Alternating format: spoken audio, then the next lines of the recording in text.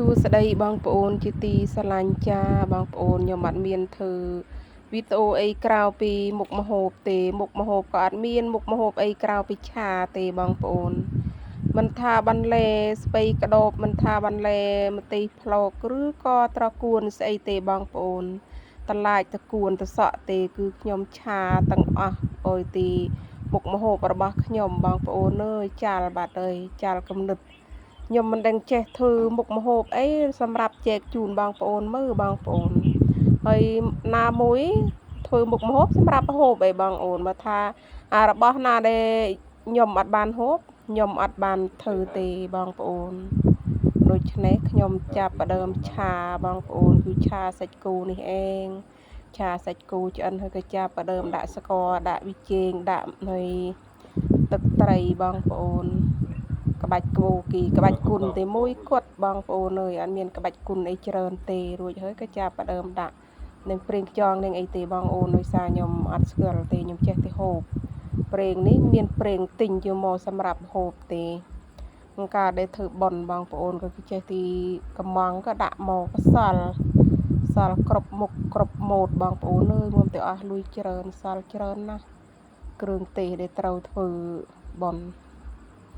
សល់ក៏បានយកមកធ្វើម្ហូបរាល់ថ្ងៃបងប្អូនទឹកត្រីទឹកស៊ីអ៊ូទឹកស្អីគ្រប់យ៉ាងទឹកម្ទេសទឹកអីមានគ្រប់យ៉ាងក៏បានធ្វើម្ហូបប៉ណយទៅបងប្អូនអើយក៏មុខម្ហូបរបស់យើងក៏ឆាឡើងបងប្អូនអត់បានមើលឆាតឹងចង្ក្រានឆាតឹងរនៀបអើយនេះ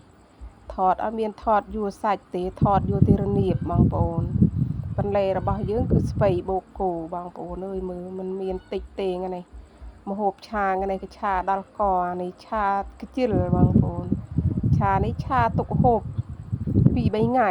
បើទី2នេះហូបមានបានចែកចាយតាណាបងប្អូនអើយឆាហើយកពុយទី2នេះប្តីប្រពន្ធថាបុកអំបិលថាសម្លំថាស្ងោទេបងប្អូនអើយទោះបីឆ្ងាញ់មិនឆ្ងាញ់ក៏បងប្អូនមិនដឹងអីទេបងប្អូនអើយសម្លមិនឆ្ងាញ់ខ្ញុំនិយាយថាឆ្ងាញ់ក៏បងប្អូនមិនដឹងទោះបីសម្លអត់ឆ្ងាញ់សម្លឆ្ងាញ់ខ្ញុំប្រាប់ថាមិនឆ្ងាញ់ក៏បងប្អូនមិនដឹងអីទេបងប្អូនអើយអានេះមានអីទេបងប្អូនសម្លឆាស្ពៃរបស់យើងគឺឆ្អិនហើយមើលបងប្អូនដឹងថាតនួងដឹងមិនតនួងទេស៊ីសងនឹងនេះហូបទេបើនេះហូបថាมันឆ្ងាញ់ក៏សម្លឆ្ងាញ់នេះហូបថាมันឆ្ងាញ់ក៏มันឆ្ងាញ់ប៉ុណ្ណេះបងប្អូនបើនេះហូបថាឆ្ងាញ់សម្លมันឆ្ងាញ់ក៏